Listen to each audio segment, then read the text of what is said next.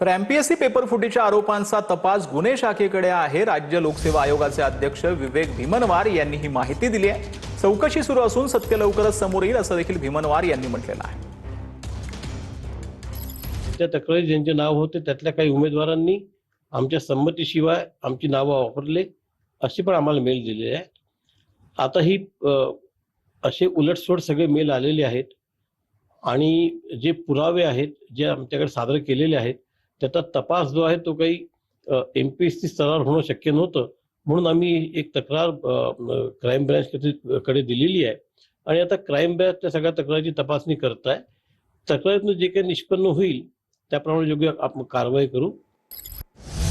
तर TET paper फुटी प्रकरणातील 12 आरोपींना 3 ऑगस्ट पर्यंत पोलीस कोठडी आहे। सर्व 12 आरोपींची एकत्र चौकशी होणार आहे। आता एकत्र तपासात कोणते खुलासे समोर येतील हे पाहणं महत्त्वाचं ठरणार आहे।